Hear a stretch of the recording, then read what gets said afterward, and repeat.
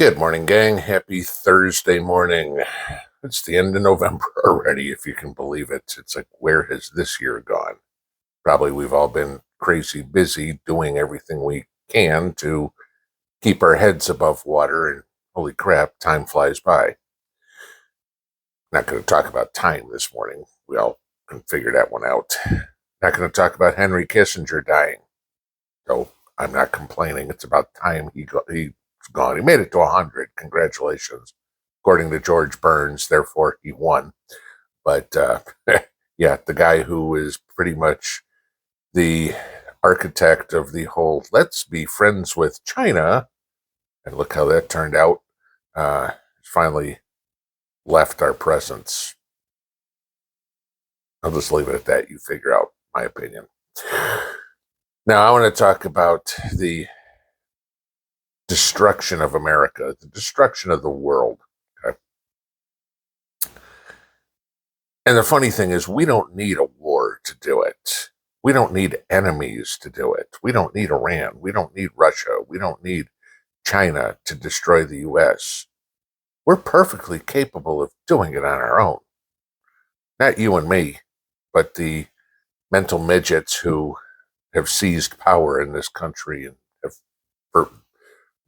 refused to give it up. Let's put it this way. All right. They'll cheat any way they can to keep destroying the country.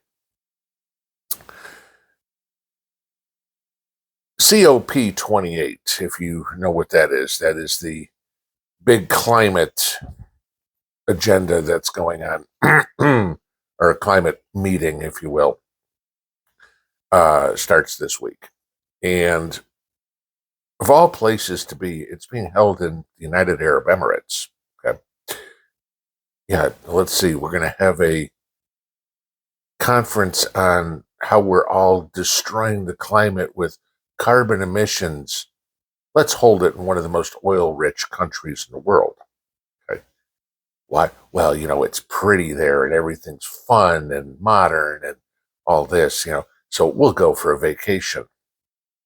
All 70,000 of them that are showing up. I mean, granted, John Kerry's going. You think John Kerry's going alone? No, he's taking family. He's taking a massive amount of staff. There's 70,000 people that are going to the UAE to pat each other on the back so they can lecture all of us about climate change. How'd they get there? They didn't swim. They didn't use their solar sailboats. No, they flew in first-class commercial or on their private jet. Okay, to just give you an idea of what it is. A private jet flying from the United States to the UAE emits as much carbon as 160 households does. Okay, so just give you that as an idea. So yes, no, they're not worried about the climate whatsoever. They're worried about how can we all pat each other on the back and fleece the rest of the world for money. Okay. Another thing they're going to talk about, and this is one I mentioned the other day, on how Western nations need to reduce their meat consumption because our meat consumption contributes to climate change. Again, too many cows farting. So, they're going to try to put something into play about people no longer being able to eat meat. How are they going to do this? Guys, this is where CBDC and all this stuff comes in. This is why they want it. Have your electronic money. Oh, I'm sorry, Mr. Jones, you've already bought your allocation of 2 pounds of meat this month. You're not allowed to buy anymore. This is the stuff they're actually talking about that you need to be aware of. And I know somebody's going to come, I don't care what they say, I'll just go hunt a deer and I'll get my meat that way. Okay, you and 335 million other people in the country are going to do the same thing. Bambi ain't reproducing like rabbits. Okay. So get that as an idea. Cattle ranchers, they're trying their damnedest to put them out of business. Let's make feed so expensive that they can't raise the cattle. Let's make the medicines or whatever that the uh, ranchers need to keep their cattle disease free. Let's make that. You fill in the words. Okay. Yeah, this is what they're trying to do. And then, of course, you get into how we're all supposed to help. Okay. The public needs to assist us in destroying the country. And they're going to make it sound oh so good, right? Oh, you all need to get rid of your gas stoves. You need to get rid of your ceiling fans. You need to drive electric vehicles, right? Okay. Remember, their goal, all these people going to COP28 and the Biden administration wants 50% of the cars on the road by 2030. Guys, that's 6 years away. That ain't long. Okay. 50% of the cars on the road to be electric vehicles. Now I want to give you this. With all the tax incentives and everything that's going on right now, you have 7% of vehicle sales are EVs. Means 93% of us don't want these pieces of junk. Okay. Oh, but you'll have your pickup truck or whatever. Yeah, the Ford Lightning, their F-150 equivalent EV, hauling or towing anything, can get about 100 miles on a charge. Woo-hoo! Okay. That means if I needed some plumber or something like that, I don't pick a service guy that had to come from Knoxville here. Yeah, he could drive here and back. That vehicle's done for the day. Can't go any further. Now you got to spend a couple hours charging the thing. Well, you know what? I work an 8-hour day. It was an hour to get there, an hour to get back. I had a couple hours worth of work. Now I got to charge my vehicle for the rest of the day. Because I'm going home. Good. That's how that one works. But I want to give you how idiotic this is. Okay. And again, I want you to remember all those planes, each plane is the equivalent of 160 houses. Okay. An electric vehicle, how much electricity it uses. Okay. 13.4 kilowatts per day to charge a car. Now, the American dream, house, 2 cars, 2.5 kids, right? So the majority of the country, the majority of the middle class, let's put it this way. I mean, yeah, you can talk about Jay Leno's garage, or you can talk about the people in the city.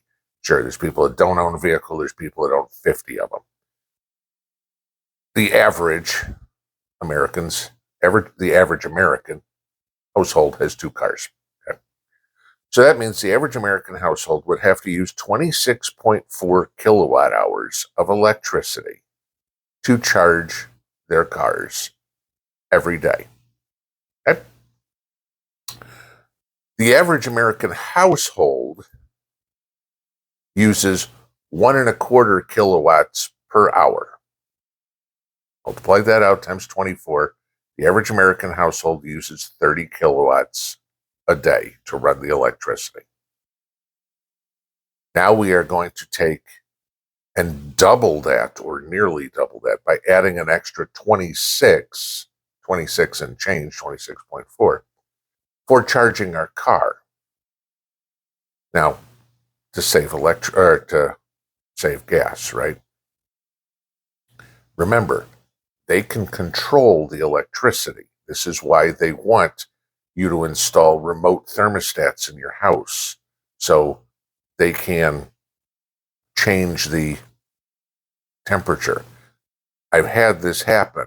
Okay, the house I had bought in Vegas had one of these remote thermostats, and I remember Mrs. P and I sitting in there in Vegas in the summer, turn the air conditioner on. Okay, 100+ degree days. Those of you guys who live out there, you know exactly what I'm talking about. And all of a sudden, our house would get hot. I'm like, what the hell is going on? And so I turned the thermostat. I was like, I know I set it at 72 or whatever I set it at. And we'd be up at 80. What the hell is this? And so I called out a repair guy. I'm like, something's wrong with their furnace. The guy comes in and goes, no, you got a remote thermostat. He goes, power company's raising your rate. I'm like, rip that thing out, put an old one in right now. End of story. Done. That was it. We took it out. But this is what they're trying to do. They're trying to control us. They can control how much electricity. You've driven too much. We don't want you to drive anymore. We don't want you to go anywhere. We're not going to let you charge your car. Yeah. I want you to think about this. There's based on the cost of electricity or whatever, it's only costing you $60 a month to charge your car. Okay? I have an F-150. I haul stuff. My F-150 on for a full tank of gas costs me about $100 to fill a full tank of gas. I don't go that much, so I have to fill it about once a month. Okay. I get 600 miles to a tank of gas for $100. Hauling stuff. If I had an electric vehicle and I got $30 a month, $60 to fill 2 vehicles, okay, for 100 miles, that means it would cost me $180 in electricity to run the truck, to do the exact same thing I can do on $100 in gasoline. So my fuel cost, okay, will nearly double with an EV. And then please explain to me how the grid is going to handle it. Okay?